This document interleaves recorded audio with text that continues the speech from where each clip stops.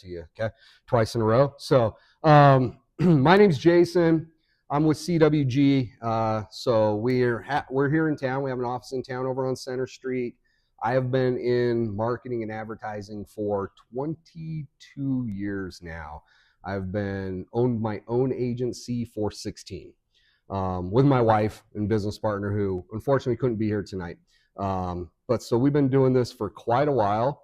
And so Rocco asked me to talk to you guys tonight about kind of what it takes to create a marketing plan and set up your marketing for your business.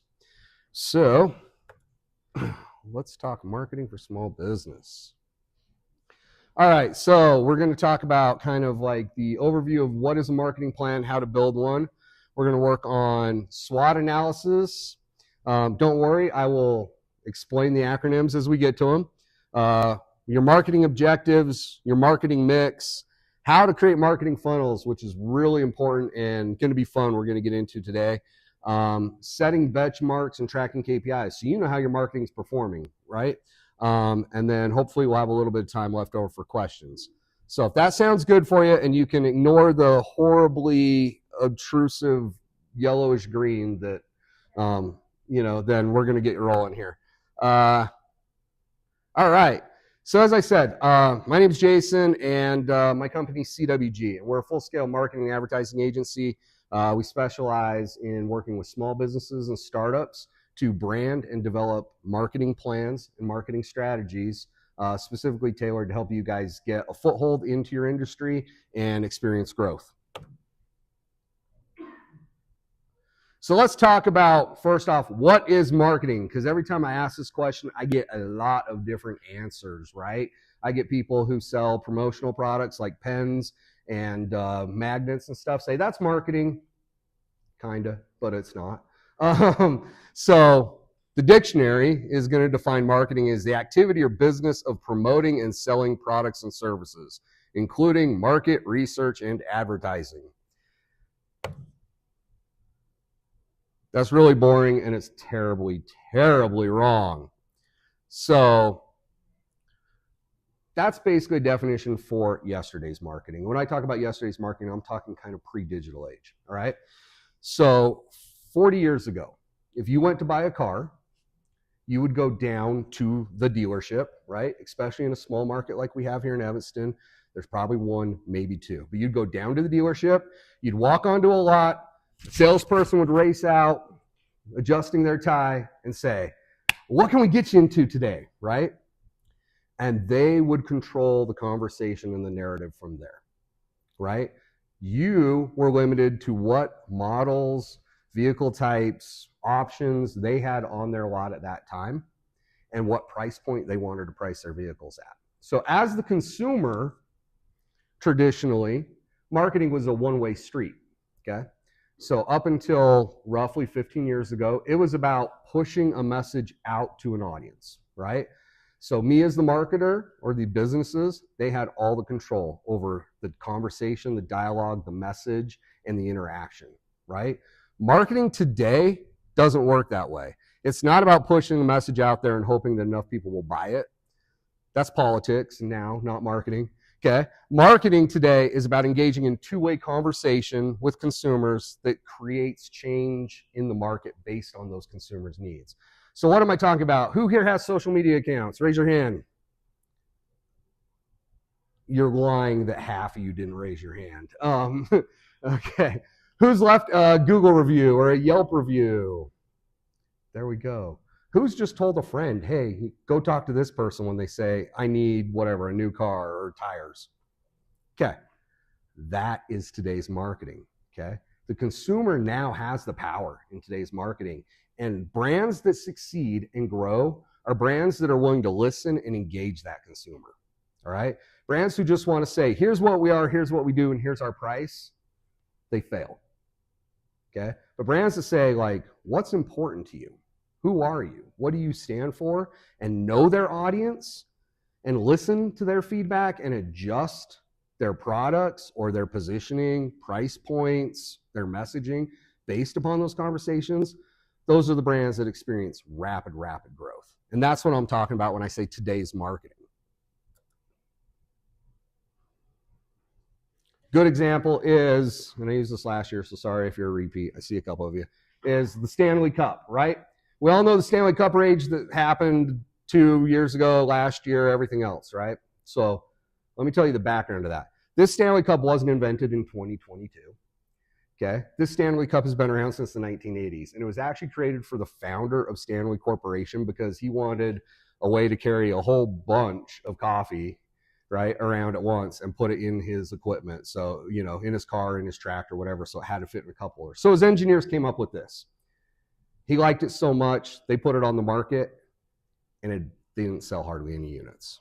None whatsoever. No one cared, right? Because Stanley is about industrial products, right? Oh, sorry. Well, we'll skip through it. Stanley's about industrial products. This wasn't an industrial product. It didn't appeal to their market at the time.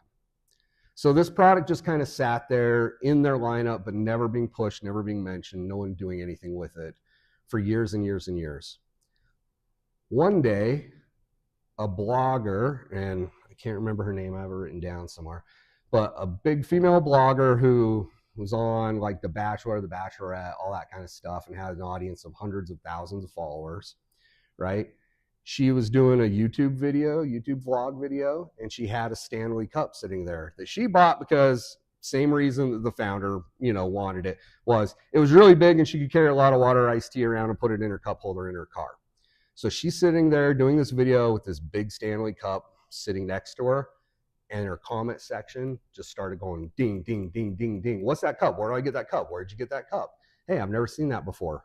You know, what is it? Who is it? Where is it sold? Where did you get it?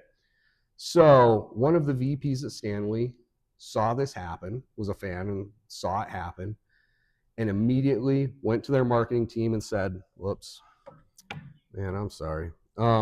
Immediately went to their marketing team and said, hey guys, like, let's pivot. And we've got a new audience for this cup. Instead of it just being in red, it was just available in the old Stanley red, right? Like, let's put it in pastel colors. And so we've got pink and we've got, you know, mint green and we've got whatever. And let's sell it in a partnership with this influencer. Okay. So they quickly built a store. I think they sent like 150,000 units to fulfillment and sold out instantly, right? And from there, then Target wants in and Macy's wants in, and, you know, every soccer mom in the whole wide world wants to buy this cup for hundreds of dollars, right? That they could not sell to their original audience. The reason I tell that story is if the executive at Stanley hadn't been listening, hadn't been paying attention to who that product could work for, right? And who wanted that product and why they wanted it, it would have never happened. That would have never become a viral sensation. But because they were listening and because they were willing to pivot, right? Take that feedback and pivot and say, okay, Stanley can be for the momtrepreneur crowd, right? It doesn't have to be for the farmers and the mechanics. They were able to make that their signature product now, you know, in the 2000s. So I don't know who here has kids or has seen this movie. It's called Big Hero 6. Okay, cool Disney movie. All right, so in it, there's this scene, and I don't know. I'm going to pull this off to see if I can get it close. We're going to watch it real fast. Wow. Washed up at 14. So sad. I got nothing. A ton. I'm never getting in. There we go. I'm not giving up on you. What are you doing? Shake things up. Use that big brain of yours to think your way out. What? Look for a new angle.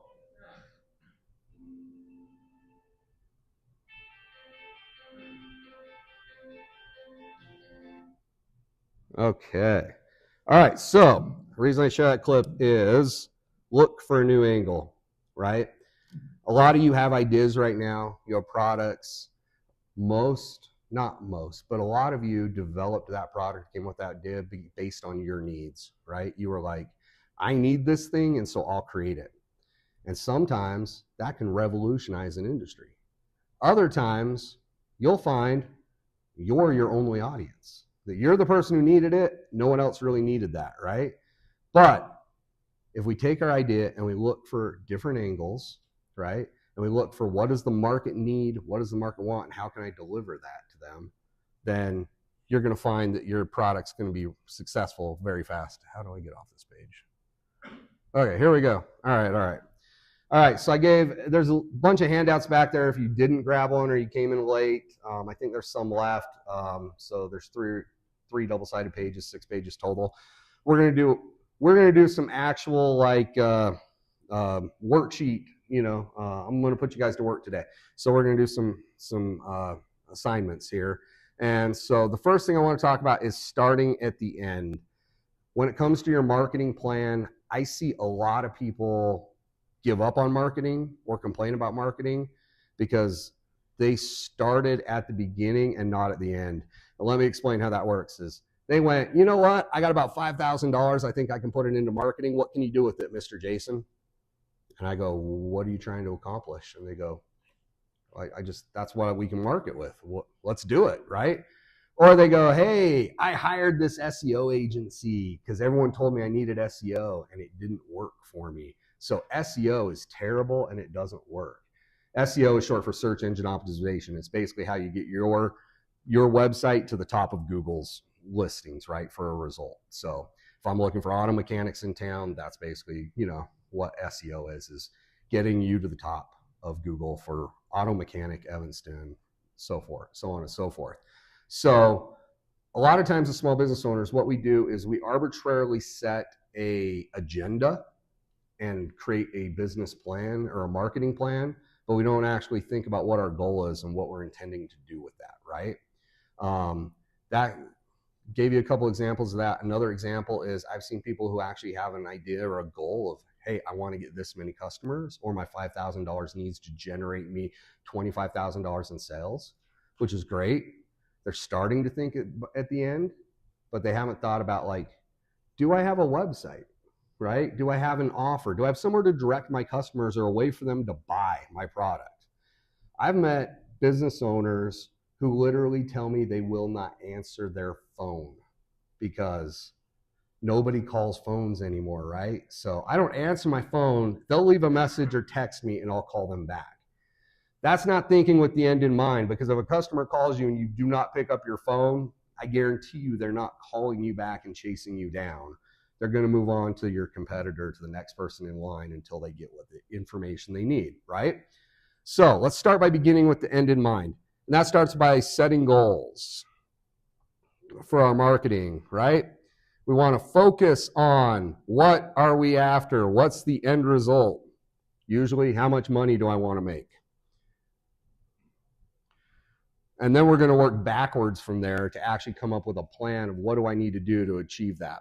So here's how I like to break them up, right? 30-day goal, 90-day goal, 1-year goal. That's how I like to build my business plan. So I start, what I want, everybody should have a sheet that looks like this, okay? And so it's got these boxes in it. So the first thing I want you to do is list a goal of what you want to accomplish with your marketing in the next 30 days. Now, some people may say we're in early conceptual phases and we don't have, like, we're not ready to market. That's fine. But you can start building a plan. You can start identifying who your audience is. You can start finding out who your competitors are, your top performing competitors, and what are they doing that's giving them the business, right?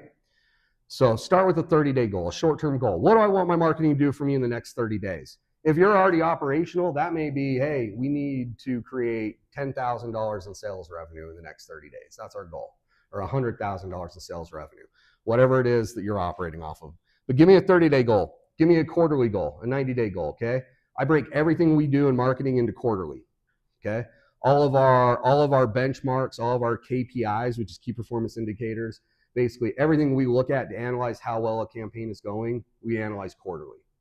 If you're not doing that, you're probably losing money down the drain, okay? So what's a 90-day goal for your marketing? And then what's your 1-year goal, right? What's your 1-year goal? What do you want to do? Where do you want your business to be at in 1 year? So that could be, again, that could be a dollar amount. That could be in 1 year, I want to be at the top of Google for, whatever, auto mechanic, Evanston. That could be, in 1 year, I want to have 4 speaking engagements booked. It's going to vary depending on your business model. But go ahead and write those 3 things down. I'm going to give you guys like 60 seconds to do that because we've got a lot to go through.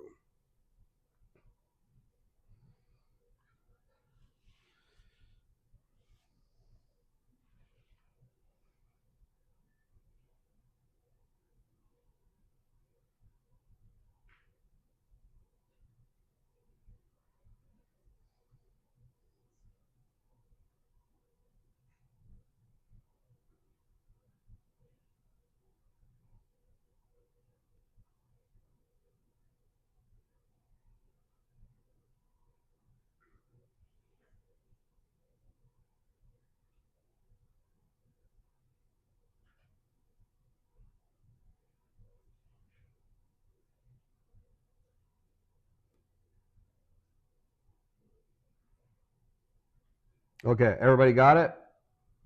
We good?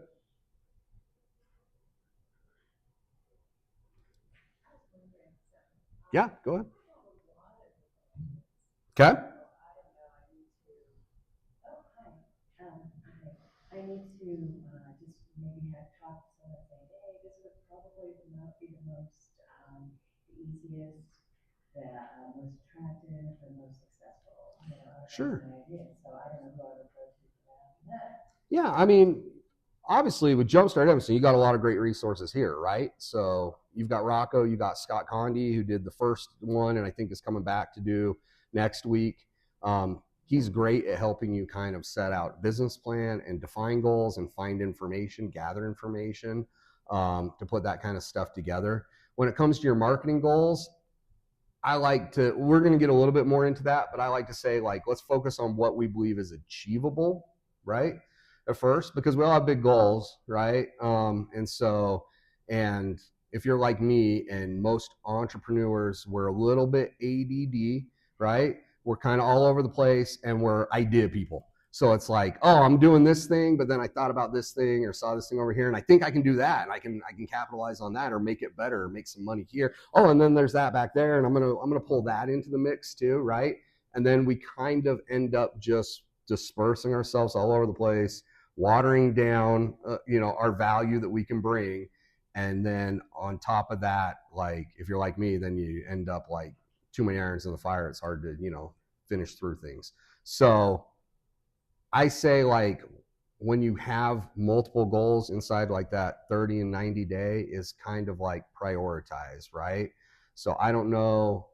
I mean, there's a bunch of different methods out there. I really like Stephen Covey's method where he uses the 4 quadrants, and basically, so it's in his 7 Habits book, but basically what he recommends, and this isn't with marketing specific, but what he recommends is when you're trying to go through a task list, right, or solve problems, especially when you're feeling overwhelmed, is that you basically take a piece of paper and you divide it into 4 quadrants. And on quadrant 1 is anything that is important and urgent. Okay. Quadrant 2 is anything that is important but not urgent. Quadrant 3 is urgent but not important. And quadrant 4 is not important, not urgent, right? And start to pull your task list and divide it up that way, and you'll start to kind of get more clarity onto, like, what do I need to focus my time and attention on right here? So that's kind of my method that I utilize, and I wish I came up with it, but again, that's a Stephen Covey thing. But that's kind of what I utilize to help me kind of like sift through that fog when I've got just too many things happening and firing, and I'm like, what if we did this, and what if we did this, and what can we do right now that's going to make the biggest difference or the biggest impact? Thing is, I might think it's a great idea, but the market might not go for, I might think one's better, and then the market says, no, this is what I want. So testing the market, that sometimes takes like, to get feedback, to get it going, it takes like a year before you have an established, Oh yeah. So I don't know how I can quickly go and find out what the market wants. Yeah, absolutely, absolutely. And so market research, and we're going to go into a little bit of that today. So market research is a super important part of developing a business. Like I said at the beginning, most businesses are founded on an idea or a need that I had, right? So I came up with this need that would fix a problem I'm having, but I don't necessarily know if everybody else is having that same problem, right? Or if my solution works for everybody else. And so I've seen some really good ideas, but they weren't flushed out all the way yet like that. And so, things like, oh, okay, well, we're going to make a better, stronger, more durable folding chair, right? Camp chair. But the materials we're using add 15 pounds to it. So for a backpacker, does it make sense for me to have an indestructible chair that weighs 20 pounds that I'm lugging up a hill? Or does it make sense for me to have one that, yeah, it's probably going to break, after the first trip I use it, but, it's adding 16 ounces to my pack?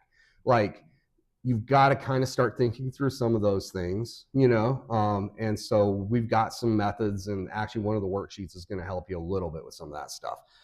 No problem. No problem. I appreciate the question. All right. So let's go. Oh, yeah, we're not doing that. Let's get out of here. Okay. We already did that. Okay. So part of that Actually, that's a good segue because part of that leads me into what we're going to talk about next, which is SWOT analysis. Okay. So, SWOT stands for strength, weakness, opportunity, and threat. Right? So, this is about your business and not your marketing plan itself. But without this, you can't build a marketing plan. So, my business or my product, right? I'm going to look at it in these 4 areas. What are the strengths? What do I do differently than everybody else? Okay. Why do my notes keep going?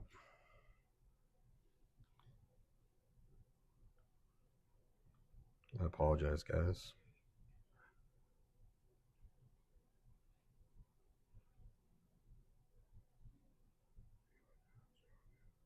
Well, I can't pull up my notes. But anyway, so what do I do better than everybody else? What separates my business from the rest? What are my strengths, right? So for me in marketing, one of my strengths would be I've been doing this. I've run an agency for 16 years. A lot of my competition hasn't been in the game that long. Okay. Another strength for me as a marketer that I can share is that we are Google certified, right? So basically, we're a Google paid ad campaign, Google PPC certified.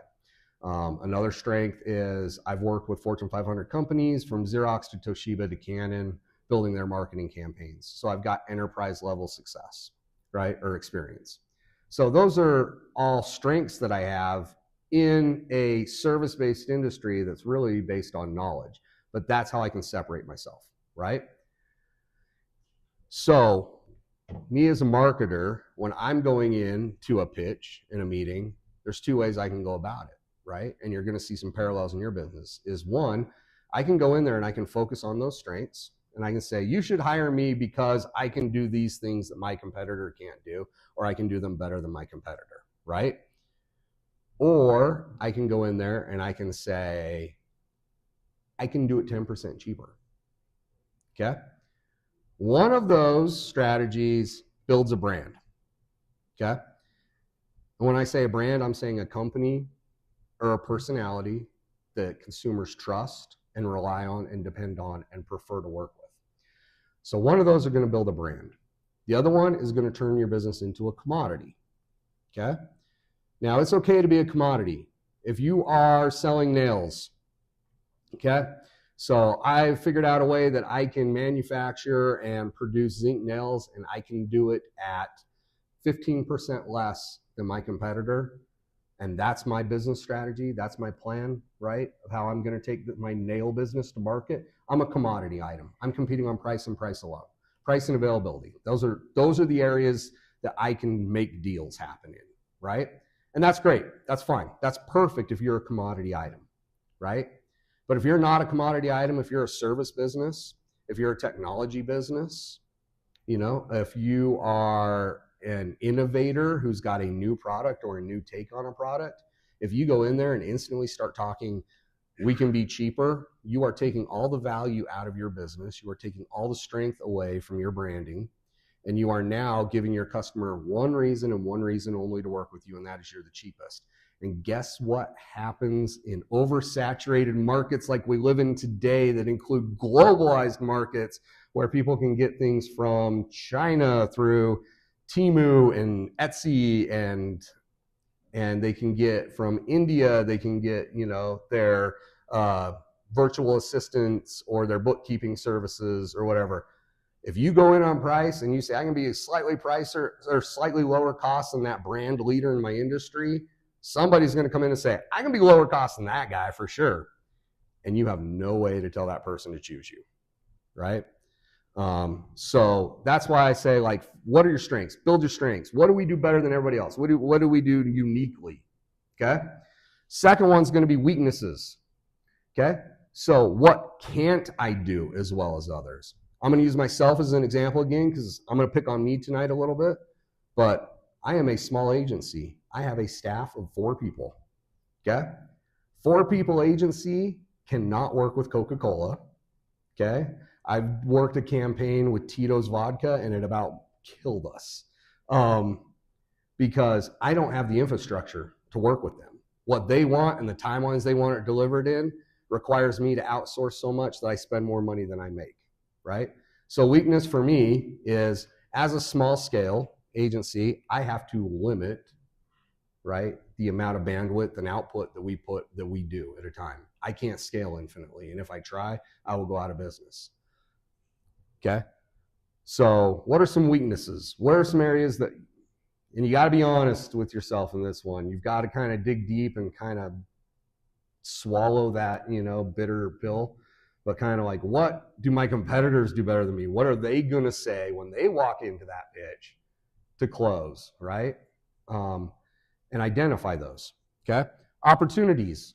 Opportunities are basically, they piggyback off strengths, but an opportunity is just basically like, where's there some unique position in the market that maybe hasn't been exploited yet? I'm going to talk SEO really quickly for a second, because in marketing, one of the things we do when we run SEO campaigns is everybody comes to us and they go like, hey, I want to be #1 for pet grooming products. And we go, great. Do you have $100,000 a month? Because that's what PetSmart's spending, right? And they go, no. Okay, that's fine. So what we do is we use tools and we run reports and we look for every variation we can spin off of pet grooming products, right? So we look at pet grooming products, Utah, pet grooming products, for corgis, pet grooming products that are organic. Like, we use every variation we can of these keywords and run this report, and it basically comes back and it'll tell us, like, it'll green light certain ones where it says like, hey, guess what? Your competitor forgot to put that down in their website. So if you want to capture that percentage of the market, even though it may be pet grooming products, let's say it has 1 million people searching for that on Google a month. Organic pet grooming products has 5,000. Okay, so yeah, that's why PetSmart doesn't care and they're not going after it. But guess what? That's 5,000 people that nobody's trying to target. Those are low-hanging fruit, right? And that is what we call opportunities, right? So it's, where can we get in? What customers aren't being served or being underserved by our competitors that we can pick off, right? Those are opportunities. So think about your business and think about, where are there opportunities for you to capture market share? And then finally is threats, right? So threats are everything from, obviously, markets could collapse, right? Emerging technology could phase you out. AI is growing at a fast pace. So an old school traditional agency like we are or have been is threatened by the fact that AI may be able to replace me and do everything I do for my customers inside the next couple of years, right? That's a big threat to me, all right? So you got to think about those. Like, what are the threats? Another one I already mentioned on, another threat to us is, if I try to overexpand too fast, then the amount of money I'm spending that's going out versus the amount of money that's coming into my business is going to flip. And then, you can't stay in business long that way, right? Unless you've got like a nice venture capitalist behind you. So, and I don't know how much Rocco's given out at this thing, but I'm pretty sure it's not venture capitalist money. So anyway, those would be threats, like, to me, right? In my business. So think about, what are threats to your business? What could stop you guys cold in your tracks, right? And then kind of on threats, don't just think about that, then think about ways you can overcome that, right? So for us, we are pivoting, and we are pivoting into AI hard. Like, so we are learning everything we can about AI tools, about automation tools, and how we can be at the forefront of AI in marketing. So we can be an AI marketing agency. And then that way, in 3 years, when my competitors are going like, nobody pays me to draw anything anymore because a stupid computer does it for them, I'm like, I know how to make that computer do it the best, right? That's thinking threats. So you've got a worksheet that has that on it. I got 3 minutes, but again, we're just going to go down to like 60 seconds. I've seen some of you jotting down anyway while we're going. So take the next 60 seconds and just write like a couple of strengths, weaknesses, opportunities, and threats you can think of for your own business. Go ahead. With AI, that I don't think can compete with personalized service. Like, you're a real person. You've got. That's the benefit we have going for us right now, but it is so fastly learning the amount that AI learns and adapts on a daily basis is really scary when you start working with it on a daily basis. And so right now it's a little bit clunky, and so the stuff it outputs does look and sound and feel like it was kind of written by a computer, right? And pieced together. But even in just 6 months, I've seen that change dramatically. And I've seen the more I interact with AI tools like ChatGPT, the more it starts adopting my voice in its conversations with me, right? So now when I talk to ChatGPT in threads that I've got going, over months, it's not sounding like a robot talking back to me. It's putting those words, those statements back into like kind of my voice, of how I would say something. And it's getting pretty good at it. So yeah, I'm with you 100%, but there's a point in time where, and that's fine because, we're a little off track, but AI is going to be, I look at it, it's going to be another tool to use, right? It's nothing to be afraid of, but we use a bunch of tools now, from websites to, I'm going to show you guys it's called Services and Software, SaaS, but it's basically a website that you can use to build out your own blueprints and funnel maps, right, for your marketing plans. Those are all tools that we have available at our fingertips to help us be better. AI can do that, right? But like if me as a marketer, if I reject it because I'm afraid it's going to take my job, right, I'm worried about that threat, then eventually it's going to phase me out. Absolutely. So, and there's a lot of copywriters that I work with who are already looking in other industries, because they're just like, someone can put something in and they can have 6 chapters popped out in 30 seconds. And right now the task is in reviewing and fact checking the information it's putting out to make sure it's not somebody else's copyrighted material and stuff, but the actual content creation is gone. And so those people who were creating that content, who are writing, for ghostwriters, for authors, or writing for websites or things like that, and that was their whole business model, they're kind of done for. So anyway, let's get back on track here. We're going to skip that counter. All right. So we've gone through SWOT analysis, and that should give you kind of an idea now. Hopefully you have an idea of where you can position your business, right, to capture some market share while you're young, while it's early on, while you're operating on a shoestring budget, and you don't want to go head to head with those giants because they're just going to squash you, right?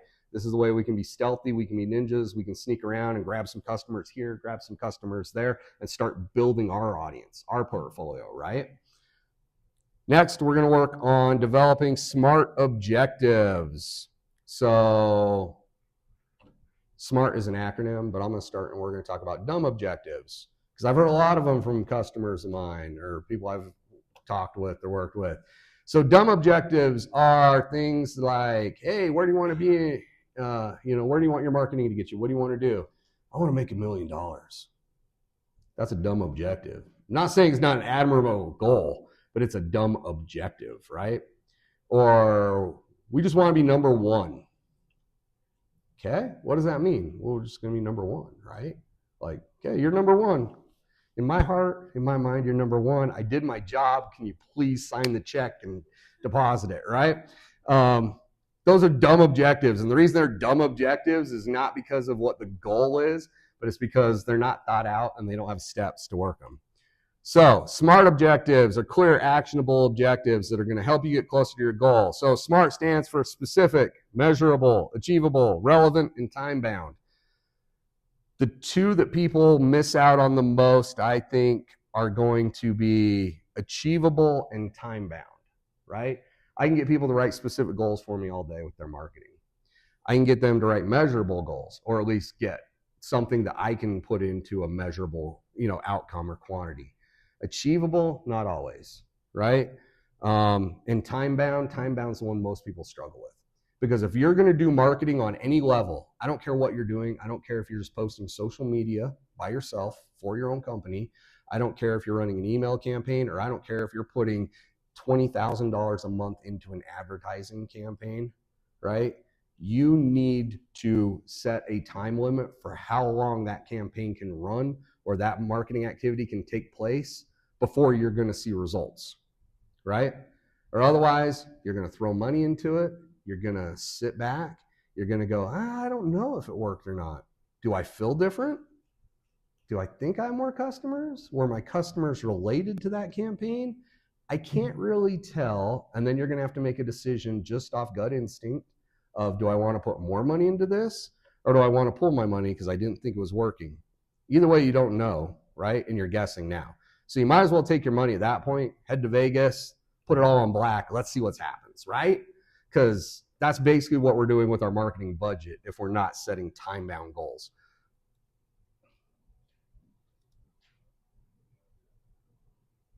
Okay, so what I want you to do here, and again, this one's a little tough for 60 seconds.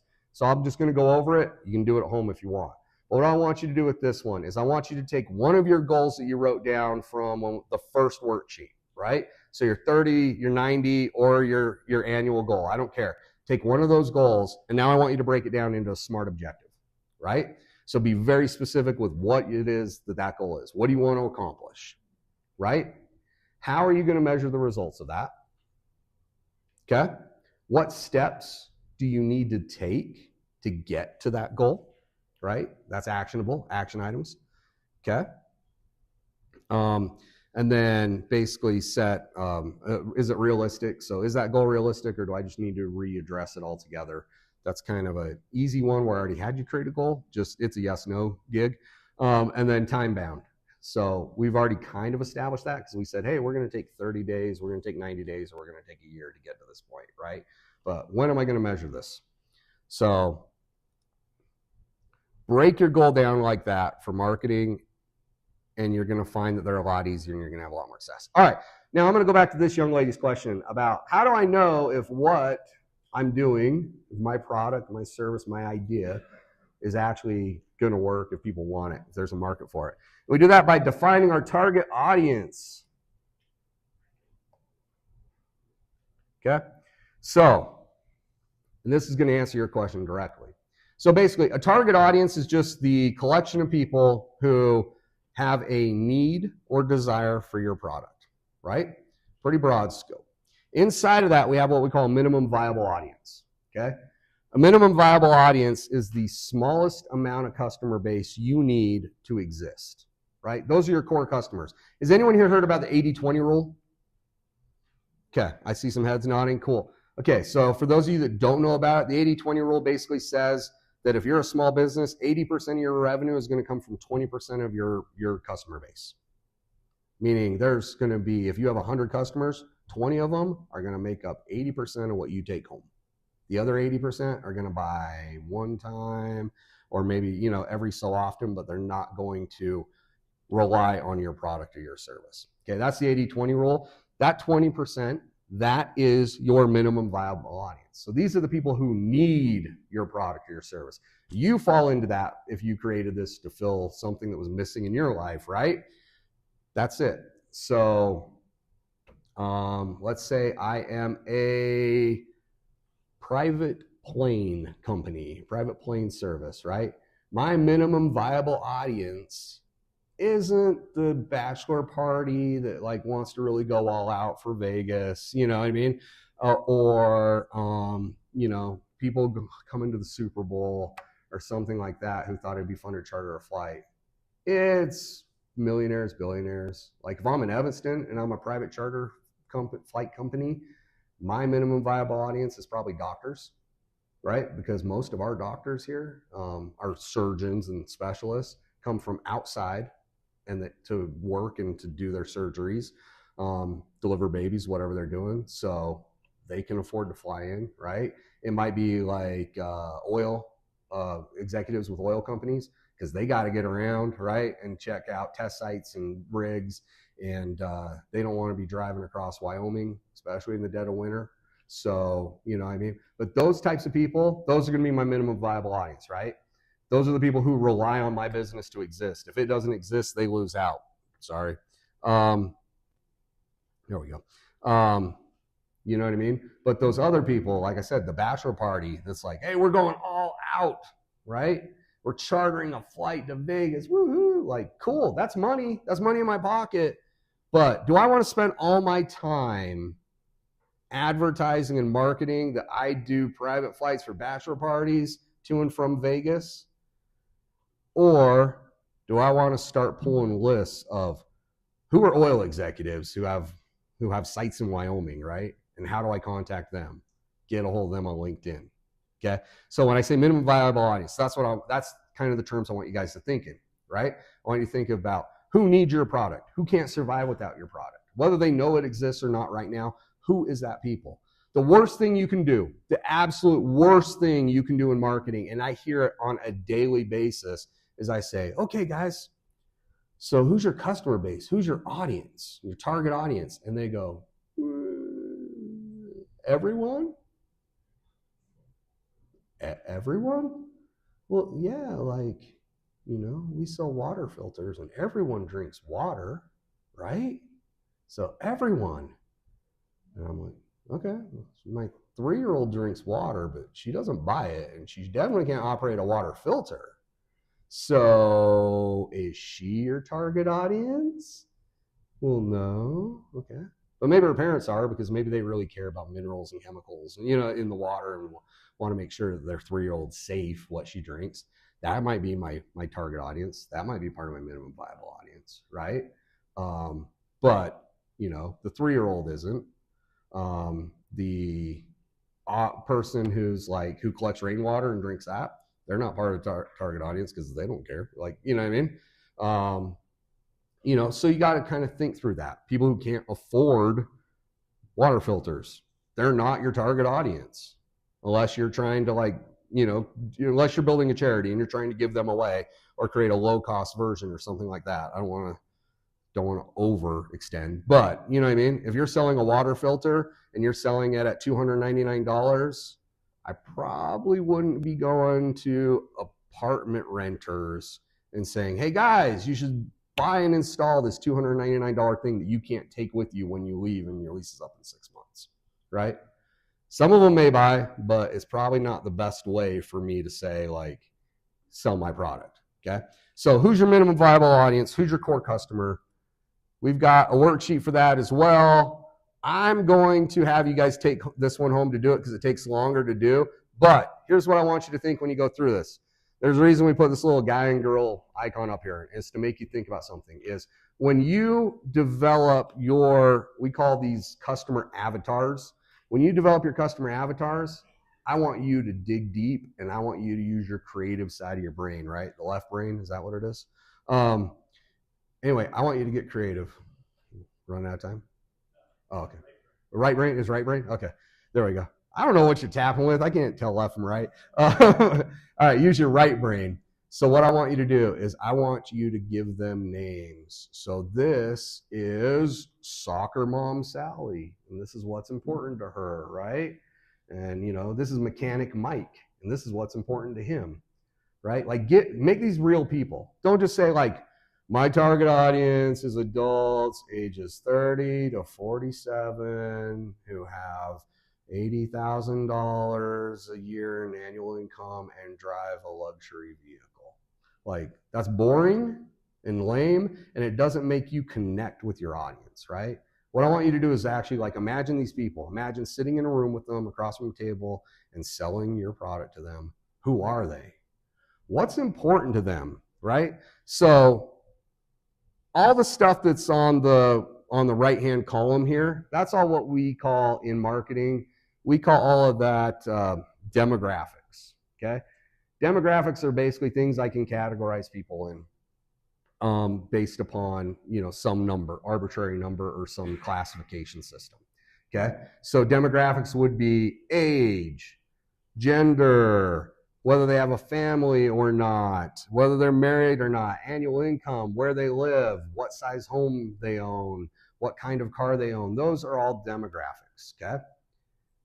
And going back to the old way of marketing 40 years ago, that's all we had. That's all we worked on was demographics, right? So if I was an advertiser and I'm looking to place an ad for a client of mine, I go to all these magazines and I go, who are your readers? Right? And they go, well, we're Car and Driver. So our readers are generally men ages 24 to 60 and they make this much money and they live here, here, here, and this is where our circulation is, blah, blah, blah. And by that, I'm able to say, okay, that sounds like the type of people who would buy my product, right? So I will place an ad in your magazine. Or, we're Reader's Digest, and Reader's Digest, we have more women ages 28 to 62, and, they're homemakers and this and that. Okay, then that sounds like my audience, right? And that's how I'd choose to put an ad in. Today, we as consumers are not that simple anymore. We can't be classified like that anymore, right? Because I'm Jason, I'm 45 years old, I live in Evanston, Wyoming. Okay, that's great, but you don't know who I am by that, right? You can't connect with me. You can't have a conversation with me based upon that information. So that's where these other these boxes come in. And that stuff we call psychographics, okay? And psychographics are more of the who is this as an individual, right? So what problems do they experience in their life that you could potentially solve with your product? That's the number one way as a marketer, as a salesperson. There's two ways really that we are going to get people to buy things. One is pain and two is desire, right? Pain's the biggest one. I have a pain, I have a problem, you have a solution. How much am I willing to pay to get that solution? That's what marketing is broken down to the most simplest form, right? The other one is desire. It's fear of missing out. It's, it's wanting prestige or value or appearance. So, that's why people buy Mercedes, right? Because if you all boil it down, a Mercedes has 4 wheels and a steering wheel, and so does a Hyundai, right? So why are people spending 4 times the amount of a Hyundai on a Mercedes? Because there's desire elements there. There's luxuries and there's a status that comes with it, and it says something about me and who I am as a person if I'm driving a Mercedes, right? That says I got money, I got style, I got taste, and I don't get that from a Hyundai Elantra when I step out, right? Girls don't swoon, sorry. I drive a Hyundai, by the way, so I'm making fun of myself here. Anyway, so psychographics is really what I want you to focus on. I want you to think about, like, who are my customers as individuals? What's important to them? And what kind of challenges, especially, do they face in their life that I can help solve? Go ahead.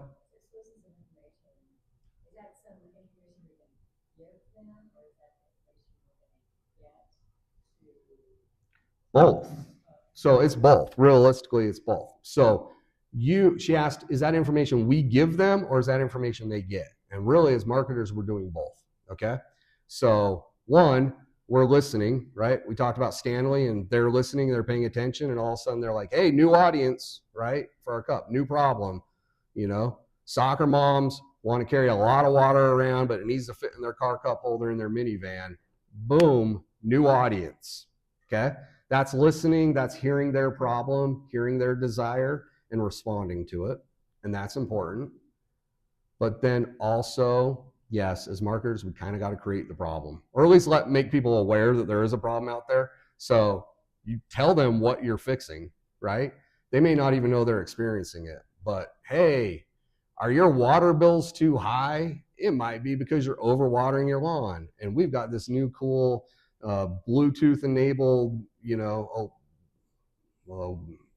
whatever sprinkler system that I don't know if you've seen these. They actually exist, that literally will follow and trace the border of your yard so that you don't get a single splash of water on the concrete. Only the grass gets watered, right?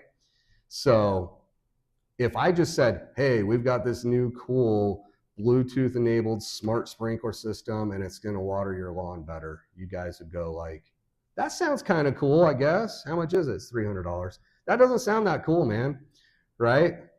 But if I'm like, hey, is your water bill like stupid expensive in the summer? And are you tired of puddles on your driveway, water running down the gutter that you're paying for, right? And do you want to lower your water bill by as much as $60 a month every month? What would that save you a year if you could do that? Oh, by the way, our sprinkler system will do that. And you go, hey, how much is it? It's $300. Well, you know what? That kind of pays for itself after 4 or 5 months. And then I'm making money after that. And it's automated and I don't have to work. I just set it and forget it. I like the sound of this. This sounds good, right? So we are creating the problem for them. The problem exists. They just may have not known they had it, right?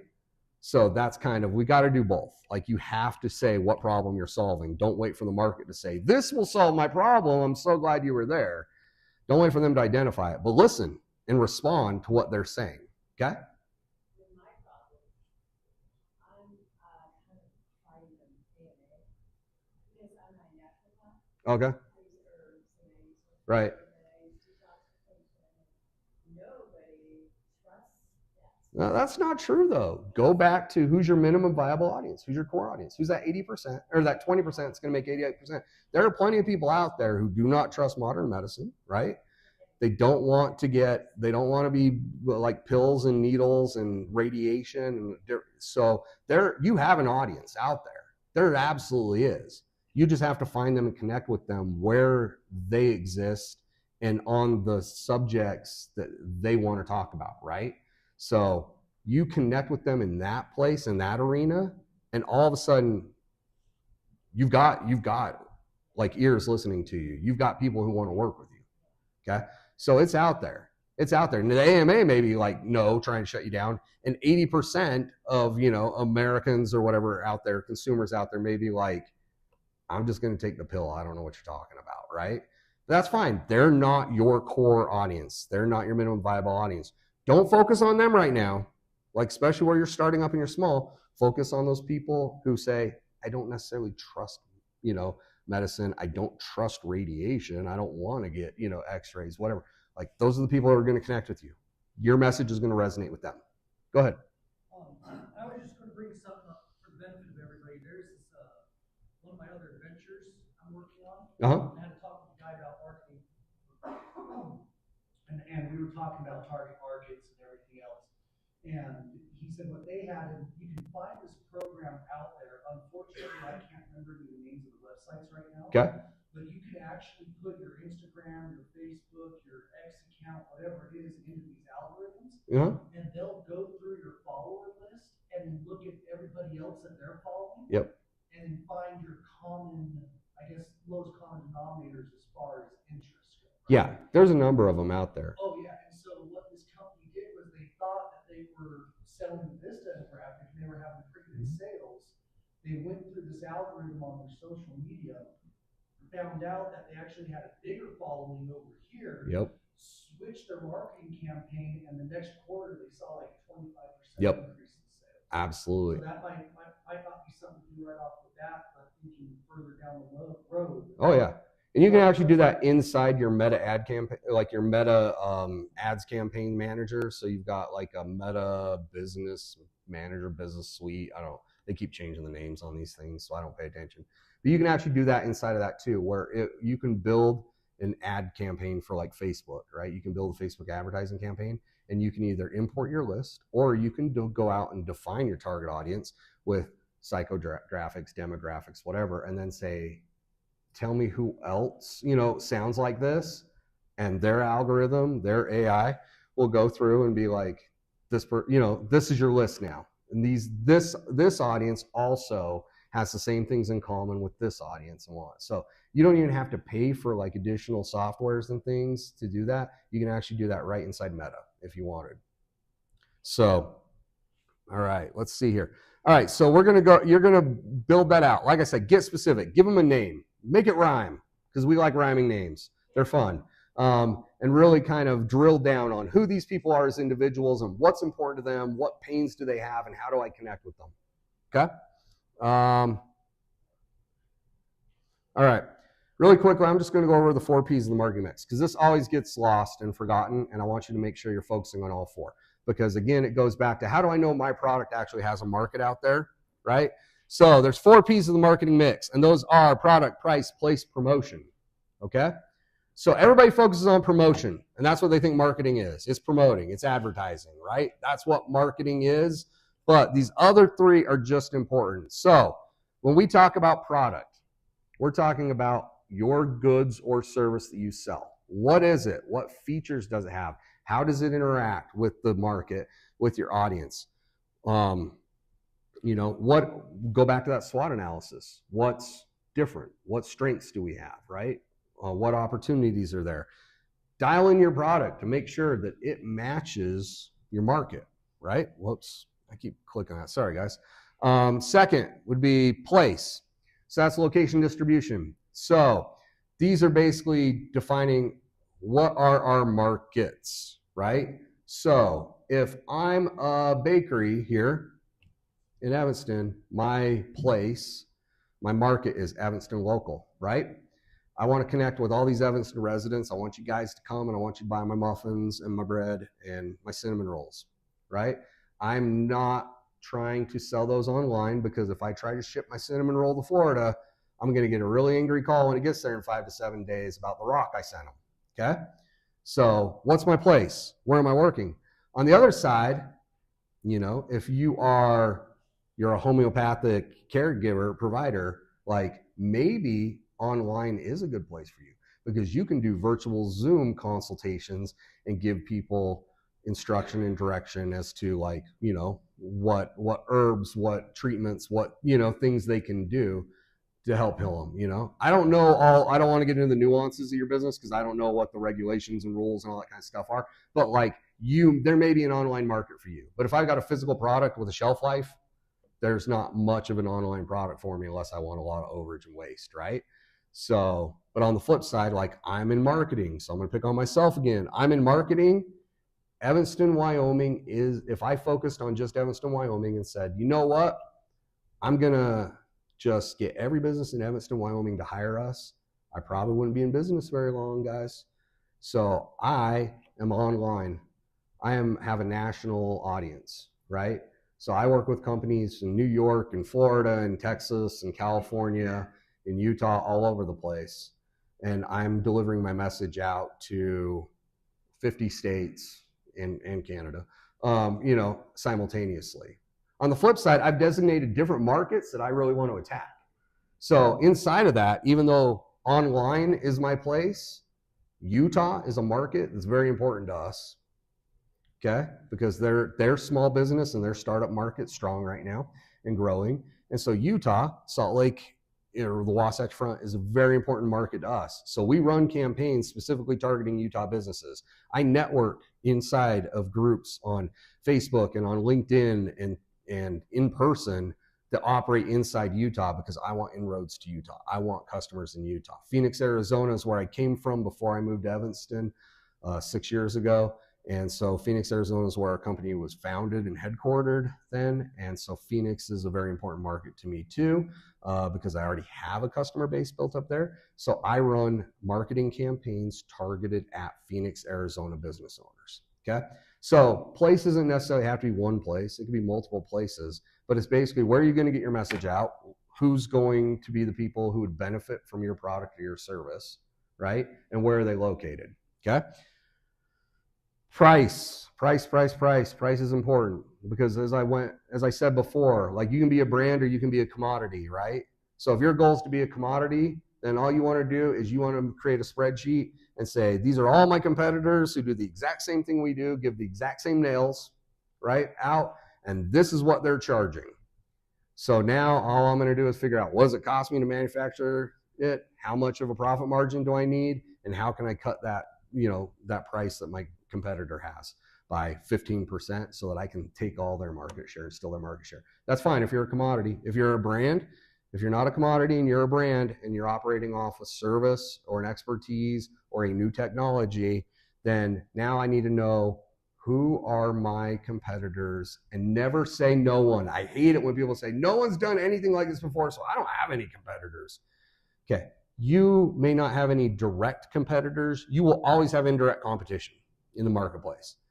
And even for me as a marketing company, the movie theater can be indirect competition for two reasons. One, because they sell advertising pre-movie, so someone can just go straight to them and say, I would like to put an ad up, you know, before you guys screen the next Avengers movie.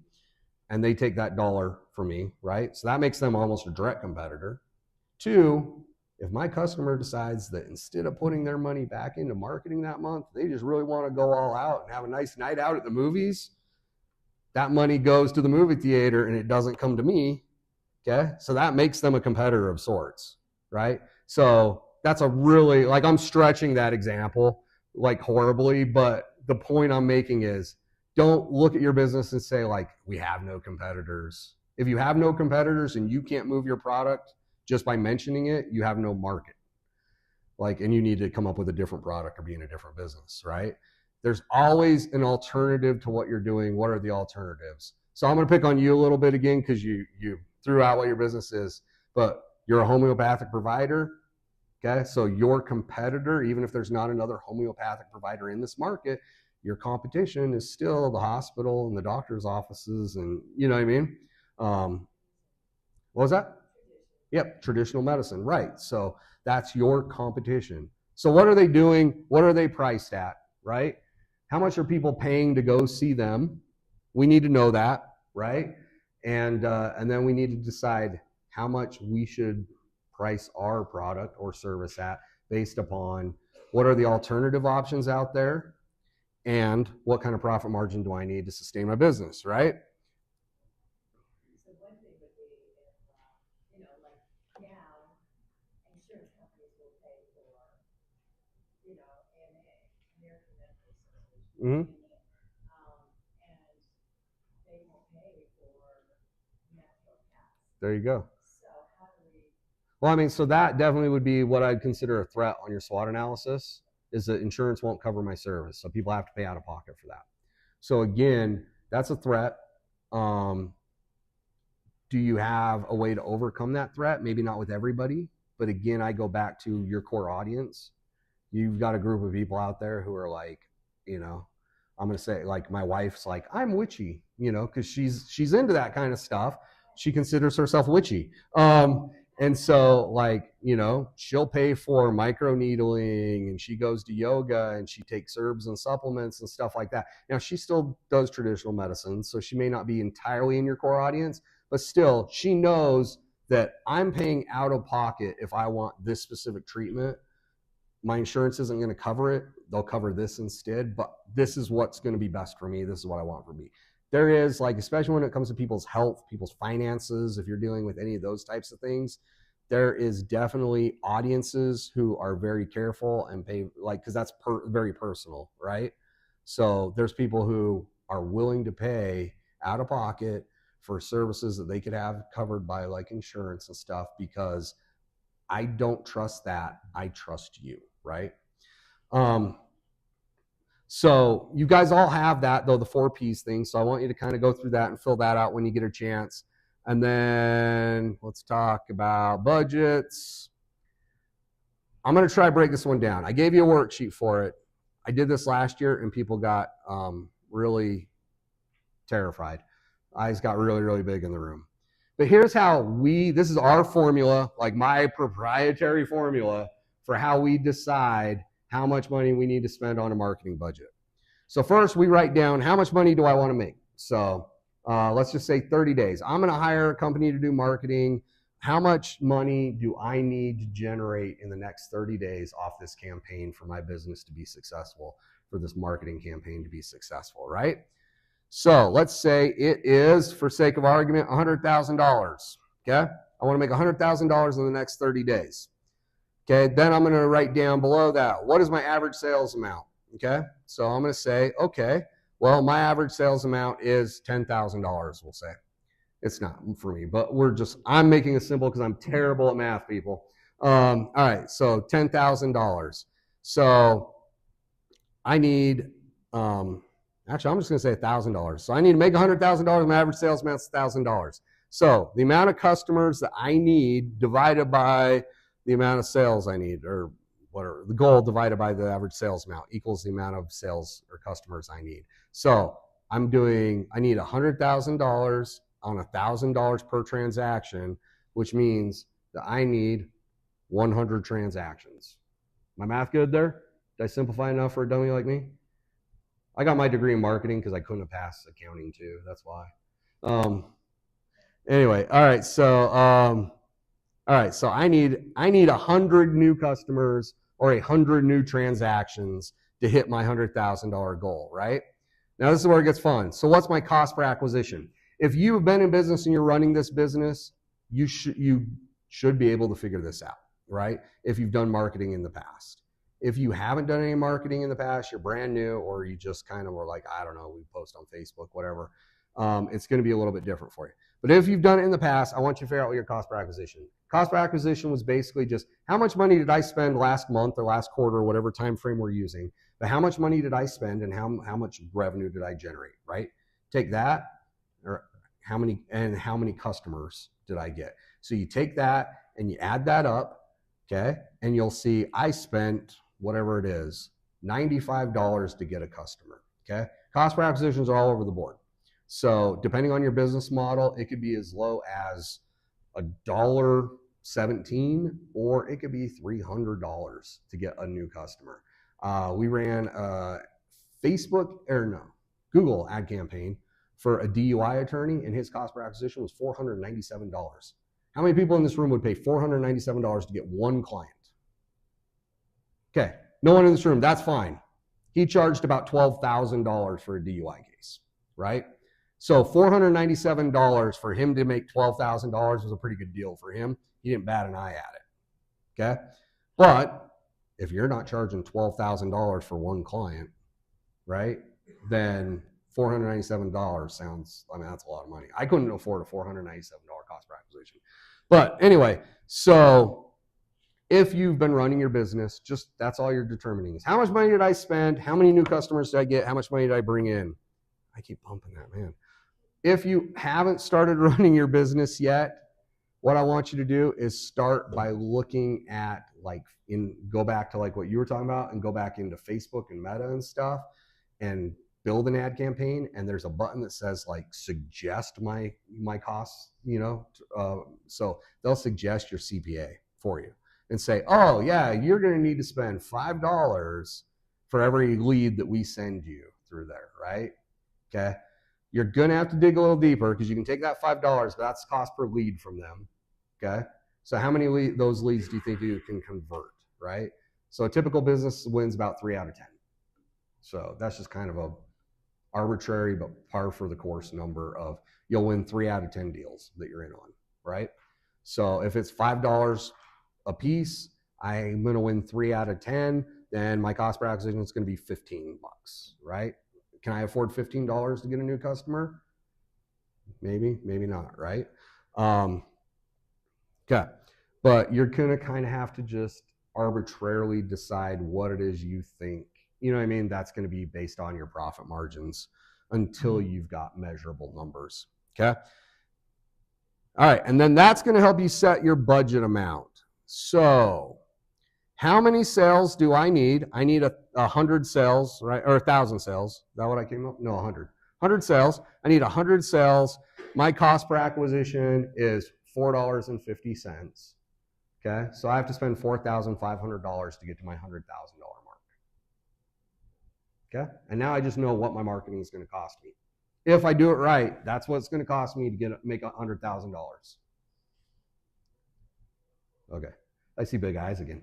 Okay, all right. So the importance of this is, like I said when I went at the very beginning, is it is very easy to pick a number at random and go to a marketer like me and say, I have $10,000 to run Facebook ads. Can you do it?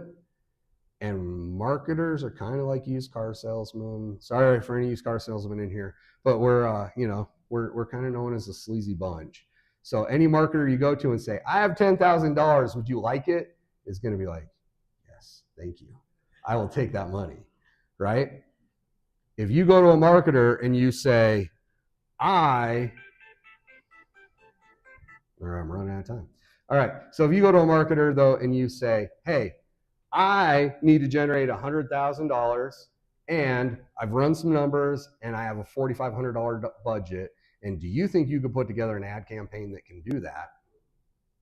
You're going to be able to filter out the nonsense and the garbage and the like, let's just throw your money in here because it's what I know how to do best type stuff, right?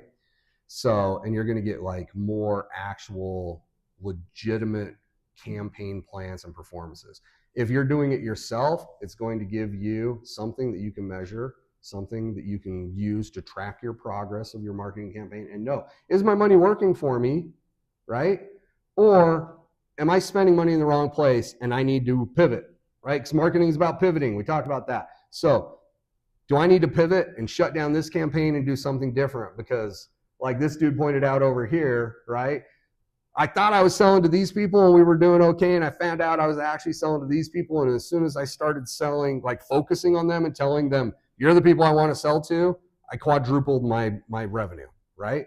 So that's what this allows you to do, okay? But if you just go like, I don't know, our marketing budget's this, cool, like you're throwing money down the drain. And again, go back to Vegas. It's a better option. It's better. And then the last thing you do is determine KPIs, key performance indicators. Okay, key performance indicators are just a term we use in the industry to say measurements, right? Where are we at on that line from start to goal? Are we here in the right spot? Are we up here overperforming? Are we way down here and underperforming, right? So what are our key performance indicators? That could be like, I need 1,000 new sales in 90 days. So that could be in 30 days, I'm going to check it, or 100. Is it 100 or 1,000? I don't care. Anyway, I need 100 sales in 90 days. So in 30 days, I'm going to check it and see if I'm close to 33 sales, right? If I'm at 33 sales, I'm on track. If I'm at 2, I think I might have done something wrong, right? If I'm at 100, like, move over. I'm king of the world now. And I'm pumping a lot more money now into this campaign because it's killing it. But those are KPIs, and you need to have those. All right. There might be a worksheet for that in there. I'm not sure. Okay, we're going to talk funnels real fast if you guys will let me go over by like 10 minutes. You guys can give me 10 more minutes. Yeah, go ahead. Do you know if like if you use a Square app, if it does any of those, like it shows you? You're probably going to be able, with your Square app, you're going to be able to pull like accounting, like records for your accounting and bookkeeping principles, but then you're probably going to have to go back and say like, how much money do we make per customer, and kind of like sort through that, sift through that, and put it together yourself. But it's a good starting point because it actually gives you like tangible, real numbers versus just sort of that like, I don't know, I can spend $4, you know what I mean, to get a customer. It kind of tells you what your average customer's spending. You can figure that out, right? Then you can look and say, okay, my average customer's spending whatever, $100, right? And then you can kind of go back, and I don't know if you've tracked any of your marketing spending or not to date, but you can at least say like, hey, last quarter, it looks like we spent about $5,000 in ads or something. And so my average customer's $100 and we had 100 customers. So, I made $10,000 and I spent $500. Now you can run that math. Does that make sense? Okay. All right, marketing funnels. All right. So really quick, when we talk about a marketing funnel, we talk about it because it looks like a funnel. So I want you guys to think of a funnel, right? And so here's basically what we're looking at is at the very top of that funnel, above where I have the AIDA, imagine all of the people who could ever use your business or buy from you kind of floating out there in the ether, right? So they're out there, they're just floating around in space. They haven't heard about you, they haven't bought from you, you have no relationship or engagement to you, but you know that your product can bring value to them. Solves a problem, it fills a desire, right? Okay, so how do I get those people who are floating from the ether out there, how do I get them to buy my product? How do I go from there to there, right? That's what a funnel's for, okay? So a marketing funnel is just a way for us to grab customers, to put them into a workflow, essentially, that builds trust, answers questions, and ultimately results in a decision from them, okay? So the top of the funnel, okay, we call it TOFO, MOFO, BOFO. I don't know why, because marketers are idiots, have to make up names for everything. But top of the funnel is basically the awareness stage. So that is, all these people are out there floating in the ether. They don't know about me. How do I make them know who I am, right? How do I make them aware of my product or my solution to their problem, okay? So awareness phase is things like I got a social media page, right? And I'm posting my social media page. Maybe I'm running social media ads. I'm going out there and I'm doing trade shows. Basically anything that's going to allow me to shake a hand or, virtual handshake even, but make an introduction to a potential customer of mine. Those are activities that are going to be in the awareness phase, right? But people in the awareness phase, they just now know you exist. They know you're out there. They know, but they don't necessarily know that they want to work with you. Okay? Like just because you're there doesn't mean I want to buy your product, right? I need to know I need it. So the second phase, middle funnel, is interest and desire. Okay? So interest phase is basically where people know that we're there. We've made a connection with them. We've gotten their attention, but they don't know that they need our product yet. Okay?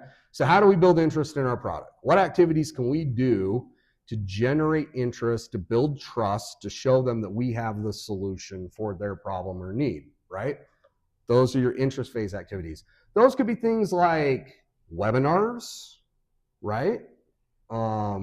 They could be free samples, right, of your product. They could be demos of your product. Those are all activities that are designed to generate interest. So if I just went out there into the ether and I said, like, everybody who's here tonight, if I literally walked up on you on the street, handed you my business card and said, hey, I'm hosting a webinar next weekend on, email marketing, you'd be like, who's this crazy guy talking to me, and hand me his card, and then you throw it in the nearest garbage can and walk on and continue with your day, right? Because you don't know who I am. You didn't know I exist. You don't know that I have any authority whatsoever in my industry, right? But after this class, if I say, hey guys, by the way, I'm having a webinar next Tuesday at 6 p.m. that, is going to go over all the steps to set up an email marketing campaign. I'd love it if you join. Probably a few of you would actually be there, right? Because I've made you aware of who I am. I've started to build some authority with you, hopefully. You know what I mean? You look at me and say, okay, he knows what he's talking about. Now I'm trying to generate interest in working with me, okay? So that's our interest phase, and desire phase and interest phase really blend together, but it's kind of just a combination of those types of activities. So from interest is what, let's say interest is webinars or free samples. Desire is a discount, right? So I gave you a free sample, right? Wet your beak a little bit. Now I want you to place an order with me, but if you place an order for whatever, I gave you a free sample of my protein shake powder. Now I want you to buy an actual tub of it. But on your first order, I'm going to give you 15% off, right? If you buy it on your first order, that's the desire phase. I'm giving you some kind of offer, something I'm hanging out there that is got a time limit to it. We go back to, right? It's got a time frame to what we're doing. And so if you order in the next 15 minutes, you get 15% off, right? Ooh, well, that sounds good to me, right? So that's desire phase activities. It's things like that. So that could be, if you've ever watched a webinar, at the end of it, a lot of time they have a hook at the end of it. They're like, well, just for attending our webinar today, we're going to give you a copy of our, how to do it book manual, blah, blah, blah, and then a free consultation with us for 30 minutes. We're going to talk about everything you need to know, right?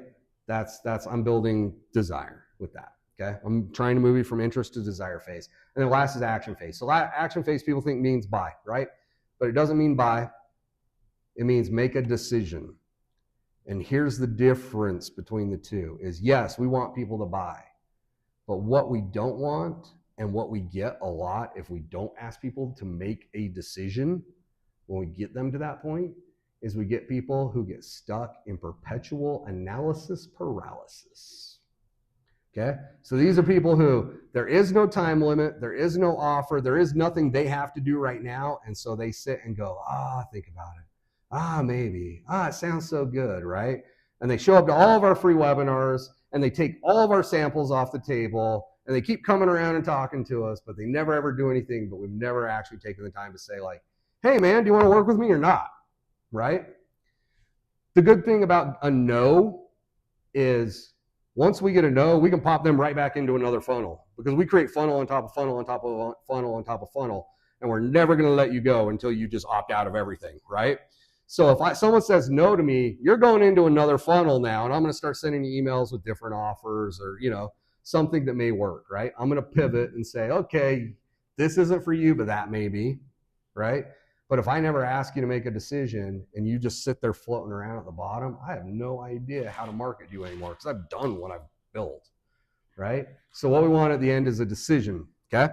An action. So preferably it's to buy, but if it's not, then we're going to put them into another marketing activity, another funnel. So that is what a funnel looks like. All right, we're going to a new screen. Give me 1 second. Here. Come on.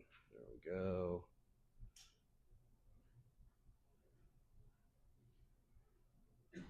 I need to exit present mode. How do I do that?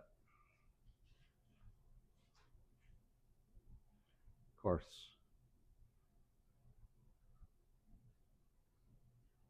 New tab. There we go. All right, there it is. And we have internet. Come on. I know we have internet.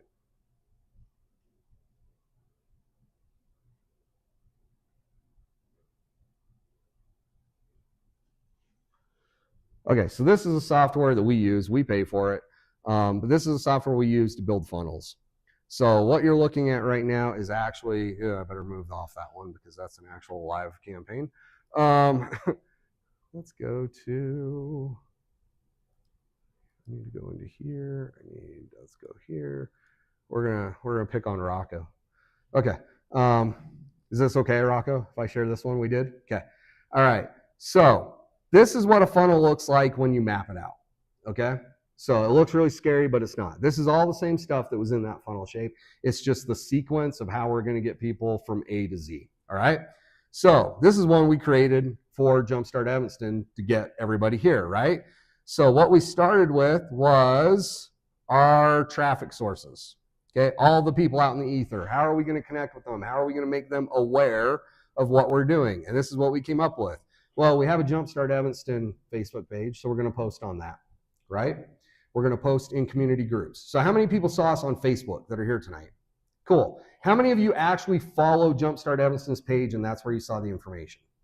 A couple, but not as many. How many of you saw us in like Evanston Classifieds, Evanston Community Group, Evanston, okay, more hands, right? So that was kind of, okay, so that's step one of how are we going to connect with you who didn't know anything about Jumpstart Evanston and get you here, okay? Facebook, LinkedIn we used. We had the radio station. Rocco was on the radio station talking with them about Jumpstart Evanston. So anybody here tonight hear us on the radio? One person. Okay, cool. We sent out emails to email lists of people who had either attended previously or showed interest in previous Jumpstarts. Okay. Instagram was tied to Facebook, and then this one's our QR code. So how many people saw a poster or a flyer around town, and that's what they saw and registered that way? Okay, more hands go up. Cool. And then the last one we used was essentially influencers, but it was just our board members, our community, our speakers. Hey guys, share this, tell people about it, right? So one of those activities got you all here tonight. No one was just like, hey, guess what? I know Jumpstart Evanston's coming up on February 17th, 2026 at 6 p.m. at the Roundhouse. I'm putting it on my calendar today. No one, maybe one, I know. I see a couple people who are here from last year, but everybody else saw one of these and went, whoa, that looks like something that would interest me, right? Okay, so that's that awareness phase. But we've got your awareness. Now what do we do, right? Because if we just put a Facebook post up, or we just created a poster and it said, hey, Jumpstart Evanston, February 17th, you'd be like, cool, I'm going to go to that. And then in June, someone would be like, oh yeah, we were doing, oh man, I was going to go to that. I totally, you know what I mean? Like I forgot about it. I didn't know. I'm not going to remember those kind of things. I walk by every day. So what we did is, okay, we need a landing page. So how many of you followed that Facebook post or that QR code and registered on the page, that registration form we put up on the page? Hands go up, hands go up, hands go up. Cool, okay? So that's what that was. So we've got your attention now. That's all that top of the funnel. We've built attention. And guess what we've done? We've captured you. Because now you've just given us your name, your address, your phone number. You've given us permission to talk to you, right? So even if you go like, oh, I'm going to go to that, and then you forget, we're not going to let you forget. That's how it works, right? So we send you to the Facebook page. You register, and you went to a registration confirmation page. And then I kind of screwed this part up, so Sorry, that's on me. But you should have got a series of email reminders. Okay? If, for those people who went to the page and didn't register, they should have got a pop-up when they went to leave the page. Okay? Some browsers have pop-up blockers and things, and sometimes it doesn't work. But what we did is we built in a pop-up on that page. So if you navigated from that Jumpstart Evanston Register page to the back button or the X button on your browser, before you got there, something should have jumped up and said, hey, download these business tools, okay, from, I think it was Rob, right? It was one of Rob's things. But download these free guides, download these business tools, these PDFs of ours. Did anybody see that or do that in here? Cool, you all registered. I love you all on the first try. Okay, but you would have got that. What that is that's our secondary call to action. It means we know that you're about to abandon the page. You're not ready to register yet. You need more information. Okay, we are now in the build interest phase, right? So attention, interest. So our downloadable resources are our interest phase. We are building interest now. You weren't interested in our initial offer, but hey, we're going to keep coming at you and we're going to give you a sample, essentially, right? This is our free sample of our protein powder. Okay, and guess what? If you went, cool, I don't want to go to Jumpstart Evanston because that sounds like a lot of work, and I like my favorite show comes on Wednesday night, so I just don't think I can do that. But you know what? I'll download this PDF that helps me build a business plan. That sounds like a good idea. We captured you again. Because now we still have your name, your email, your phone number, and we're still going to remind you that Jumpstart Evanston is pretty cool, and you should be here, right? So attention, interest, right? To create desire. So if you downloaded that, we've captured you, and now you go into a series of follow-up emails saying, hey, you got the resources. I'm dead. Did you cut me off, man? You can unsubscribe. Yes, you can unsubscribe at any time because we use legitimate mail services and they have to have them. But yeah, so then there's a series of emails that went out to those people who downloaded that saying like, reconsider, essentially, right? Hey, Jumpstart Evanston's coming. Hey, just check us out. Come to a class. You could win seed funding, right, for your company. And then so if they went yes, they went back to the registration page because this is a pretty simple campaign, even if it looks complicated. They went back to the registration page where they had another chance to register. They registered, registration confirmation into email reminders, right? If they didn't register, and I think this didn't connect right either, but they were supposed to go into the community chat series, just basically get notifications of, okay, you don't want to attend Jumpstart Evanston, that's fine, we get it. But, you know, if you want to come and have a free coffee on us and learn about the program and learn from people who have been a part of it, come meet up with us next Saturday, right? And then that was supposed to go out. That's attention, desire, interest, and action. If they say no to that, they said no to everything that I've said, then at this point, they go back into the top of that funnel for me, and they're back up here in the ether floating around, and I'm just going to keep serving them, you know, ads until something hopefully connects. But the idea was we'd get a percentage, right, through this activity, and then that percentage would register, and we'd end up with good results. And through this program, Guru, I can even, simulation, yes. I can even go in and based on my historical data, like my sales, right, and my Squarespace and whatever else, or, you know, or I can just estimate and guess based on, okay, we're only going to land 3 of 10, right?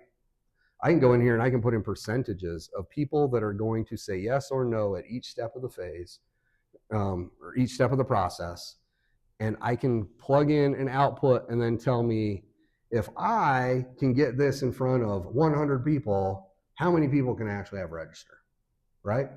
And this is how we build the campaign that got you here tonight, okay? So this is actually a live functioning example of one of the things we did. So this is called Guru, G-E-R-U, Guru.com, and you can sign up for it. It's a subscription-based software, right? Or you can actually do this on a piece of paper. But the goal is I want you to think about the funnel, right? I want you to think about attention, interest, desire, action. And then I basically want you to build a map, right? Of how am I going to initiate the conversation with my customer, build that trust, get them interested in my product, get them to see the value and importance of it, and ultimately make a decision. And when they make a decision, what am I going to do next, right? all the tools and resources I have at my disposal, what ones am I going to use?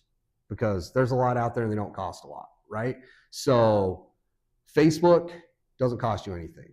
Here's the trick with Facebook is if you are posting to your own page on Facebook and that is the only place you are posting, the people who are seeing your posts are people who follow your page or interact with it, right? Comment on it or whatever, and anything they share to their page so their friends see.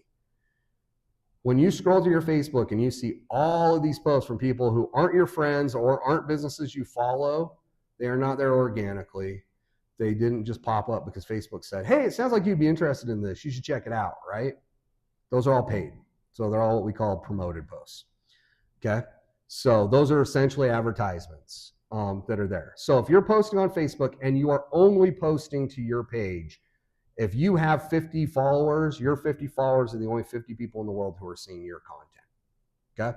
Unless you can make it go viral and they share it and they start sharing it and then their friends start sharing it and so on and so forth.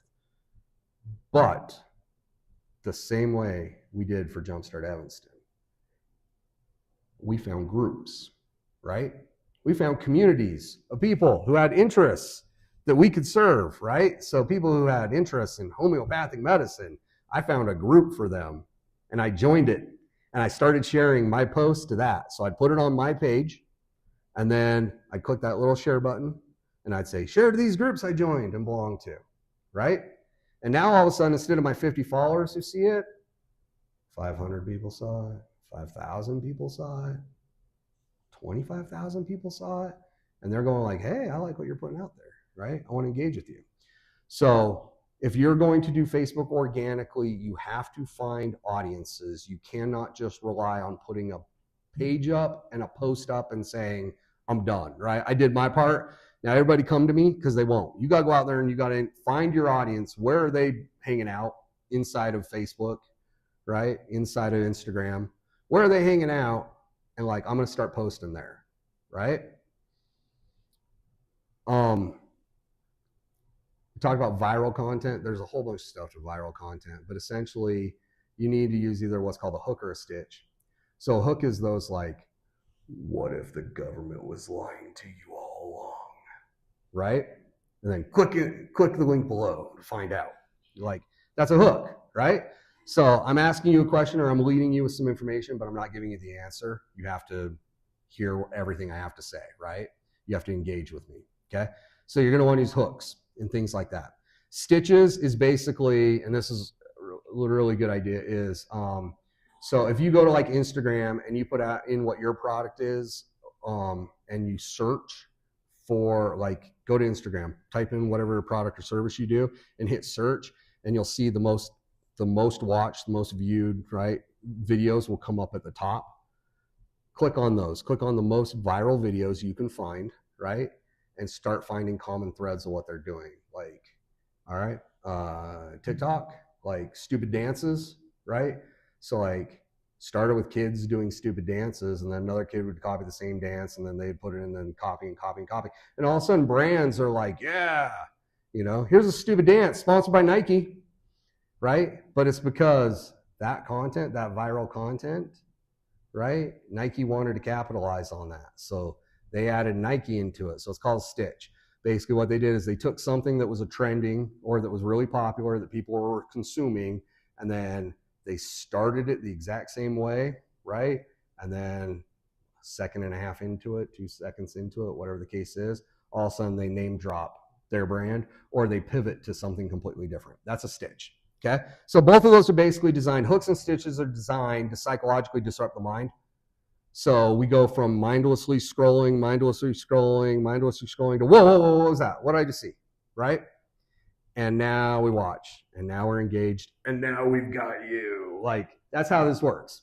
So if you're going to do Facebook or social media, and that's your marketing method, and you're going to do it organically, hooks, stitches. Try to think about those in your content, right?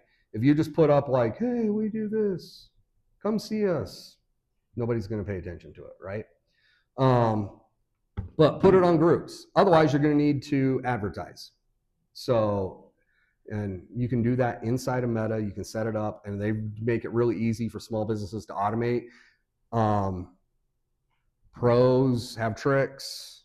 I don't have time to get into that, but Meta does make it fairly easy for you to set up a campaign, to give you recommendations, to say, this is the audience, this is the cost per lead that you want, this is blah, blah, blah. And you can kind of play with those and help dial in your own campaigns. Okay. So that's that. Those are those. If you're going to do like print materials, I always now add QR codes. So any of my customers who go to trade shows or stuff like that, or like the posters we created, I always add a QR code and send them back to an offer, right? There always needs to be an offer. Always. If your marketing doesn't have an offer, you're basically just a news story. Like, you're just basically putting information out there. I don't want to profit off this. I just want to share it, right? And that's fine if that's what you do. But if you're marketing to make money, always have to have an offer. So I go to a trade show, I'm handing out cards or flyers. On that flyer is a QR code. I tell them you go to that QR code and you're entered to win, one of our free whatever products, or, you know what I mean? Or you're entered to win a free hour consultation with me personally. We're going to build you a whole funnel. Whatever it is, I want to send them back to somewhere where I can collect that data so I can drop them into a funnel. Okay. So on and so forth. Anyone have any questions on this stuff? Because I know it looks really scary and complicated. Hopefully I made it seem easier by explaining it. Go ahead. So I think a good idea is to have customers become part of your company. In other words, they get a stipend if they refer something. Sure. Or, or they get, hey, we get 1%. Yep. And we call that affiliate marketing. So that's big. That's like what the whole influencer community is built upon, basically. So I have these YouTube channels, right? And I have hundreds of thousands of visitors. And I say, hey, you know what? My favorite snack in the whole wide world is Reese's Peanut Butter Cups. Just wanted everybody to know that. I'm not saying that because maybe it is my favorite snack in the world, but I'm not saying that because I just felt like this was a good time to share with you guys that I like Reese's Peanut Butter Cups. It's because Reese's paid me a bunch of money, right, to say it. Or they said, hey, you say that, put a link into your YouTube video, and anyone who buys Reese's Cups through that link, you get 10% of that sale. So that's exactly what you're talking about. It's called affiliate marketing. It's very, very popular right now.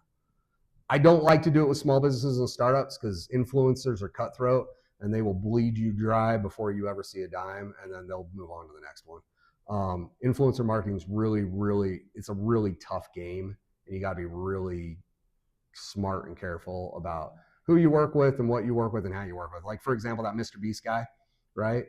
Like, he's worth like $1 billion, and it's all off that kind of stuff. Like, so he's got companies, like Mercedes and stuff, paying him boatloads of money to just have a Mercedes in the background of one of his videos. And they're paying him tons of money. And then, whatever, the Stanley Cup example, that influencer who kind of brought Stanley Cup back or brought it to a whole new audience, that's what they did. They set up a store for her, right? A website store. They set up a web store for her, Stanley did. And so all of her followers, visitors, watchers bought Stanley Cups through that store before anyone was rushing out to Target and fighting each other in aisles to like grab them off shelves.